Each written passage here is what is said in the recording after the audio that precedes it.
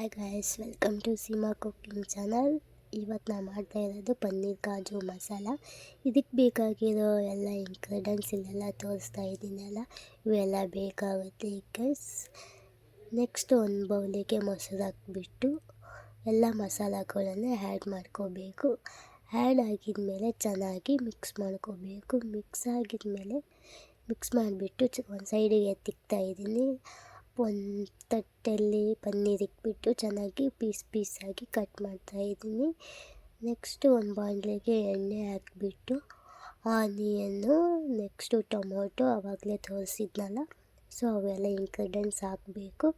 Ingredients ಹಾಕಿದ್ಮೇಲೆ next ಮೆಣಸಿನ್ಕಾಯಿ ಹಾಕಿಬಿಟ್ಟು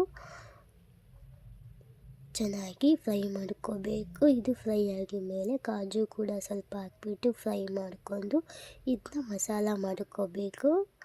ನೆಕ್ಸ್ಟು ಒಂದು ಅದೇ ಬಾಣಲೆಗೆ ಹಾಕ್ಬಿಟ್ಟು ಕಾಜು ಕೂಡ ಫ್ರೈ ಮಾಡ್ಕೊಂಡು ನೆಕ್ಸ್ಟ್ ಅದೇ ಬಾಣಲೆಗೆ ತುಪ್ಪ ಹಾಕ್ಬಿಟ್ಟು ಪನ್ನೀರ್ ಕೂಡ ಫ್ರೈ ಮಾಡ್ಕೊತಾ ಇದ್ದೀನಿ. ಅದಕ್ಕೆ ಅರಿಶಿನ, ಖಾರದ ಪುಡಿ, ಸ್ವಲ್ಪ ಉಪ್ಪು ಹಾಕ್ಬಿಟ್ಟು ಚೆನ್ನಾಗಿ ಬ್ರೌನ್ ಕಲರ್ ಬರೋವರೆಗೂ ಚೆನ್ನಾಗಿ ಫ್ರೈ ಮಾಡ್ಕೋಬೇಕು. ಈ ಥರ ಫ್ರೈ ಮಾಡ್ಕೋಬೇಕು ಗೈಸ್. ಅದೇ ಒಂದು ಬಾಣಲಿಗೆ ತುಪ್ಪ ಹಾಕಿಬಿಟ್ಟು ನೆಕ್ಸ್ಟು ಪಲಾವ್ ಎಲೆ ಫ್ರೈ ಮಾಡ್ಕೊತಾ ಇದ್ದೀನಿ. ಪಲಾವ್ ಎಲೆ ಹಾಕಿದ್ಮೇಲೆ ನೆಕ್ಸ್ಟ್ ಆನಿಯನ್ ಹಾಕ್ಬಿಟ್ಟು ಅದು ಕೂಡ ಬ್ರೌನ್ ಕಲರ್ ಬರೋವರೆಗೂ ಫ್ರೈ ಮಾಡ್ಕೋಬೇಕು. ಆವಾಗಲೇ ಮಸಾಲ ಮಾಡಿ ಎತ್ತಿಕ್ಕಿದ್ನಲ್ಲ, ಸೊ ಅದು ಕೂಡ ಆ್ಯಡ್ ಮಾಡಬೇಕು. ಆ್ಯಡ್ ಆಗಿದ್ಮೇಲೆ ಚೆನ್ನಾಗಿ ಮಿಕ್ಸ್ ಮಾಡಿಬಿಟ್ಟು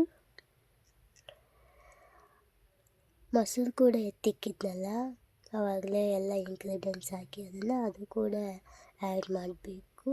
ಅದು ಆ್ಯಡ್ ಆಗಿದ್ಮೇಲೆ ಮಿಕ್ಸ್ ಮಾಡಿಬಿಟ್ಟು ಚೆನ್ನಾಗಿ, ನನಗೆ ಯಾಕೋ ಖಾರ ಕಮ್ಮಿ ಇದೆ ಅಂದ್ಬಿಟ್ಟು ಸ್ವಲ್ಪ ಖಾರದ ಪುಡಿ, ಗರಂ ಮಸಾಲ ಹಾಕ್ತಾಯಿದ್ದೀನಿ, ಫ್ಲೇವರ್ ಚೆನ್ನಾಗಿ ಬರಲಿ ಅಂತ ಹೇಳಿಬಿಟ್ಟು.